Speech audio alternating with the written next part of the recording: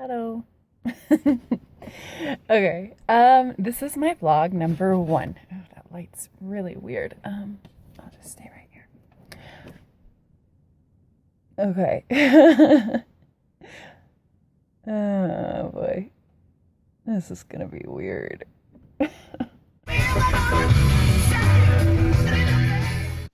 Okay, so by far the most common question that I get when people learn about my lifestyle is how I manage to make money on the road. And a lot of people look at me a little bit suspiciously like I'm living off of government assistance or something like that, but that's not the case. I am an editor and a writer. I edit academic articles for peer-reviewed journals, and that's for a Taiwanese company. So a lot of my clients are people who speak English as a second language. And then I write for a Swiss company. I basically summarize long-form journalism and books.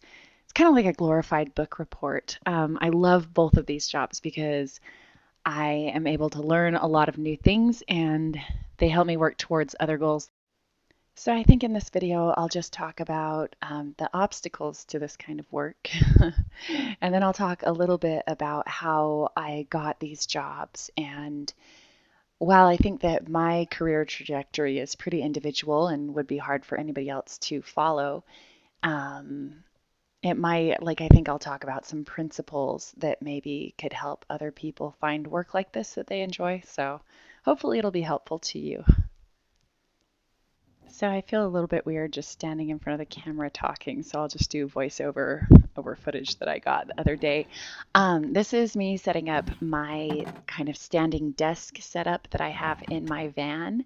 This was built by Danny B, who I think Enigmatic Nomadics or Jamie has talked about him. He is a genius and he's incredibly generous with his time and his skill.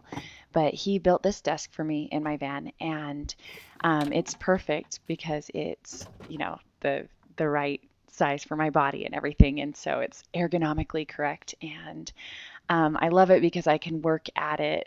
I guess I'm showing you my mouse. That's a mouse in case you've never seen one.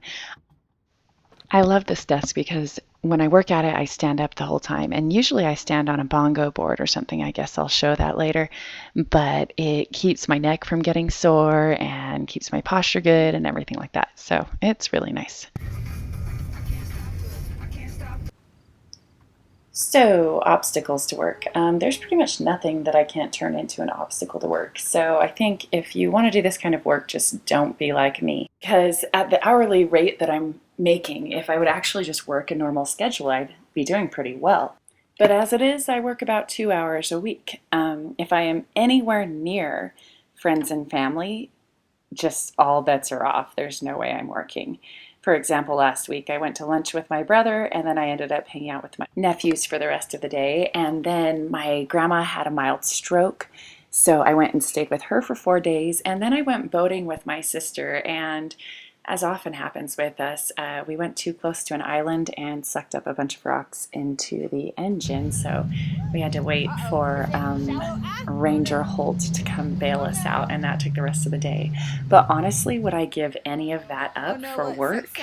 Clearly not. It already has. Okay. Now what?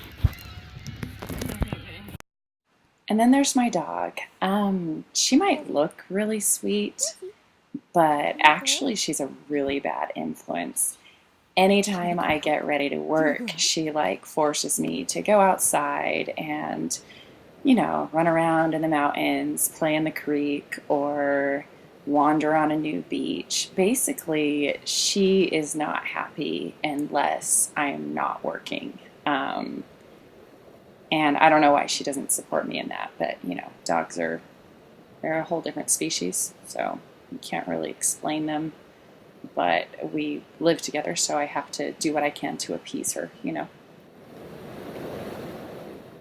Trees are also a bit of a problem for me, especially if they happen to be super climbable. I see a tree that is super climbable and I can't seem to help myself. And there's a lot of them around, so the temptation gets to be a bit much. Some people have said that I should try rock climbing, but I really prefer trees. I think I'll stick to them for now. Then there's waves. If there's a wave in the vicinity, it's just, I don't know, the ocean is a very persuasive entity, I guess, and I find it really hard to say no if there's a wave beckoning me into the water. Cleaning the van is, kind of low on the list, but it comes before working. When you live in a van, it's kind of like doing one of those little kids games where there's a picture on a bunch of little plastic square things and you have to move those around to get the picture to take form.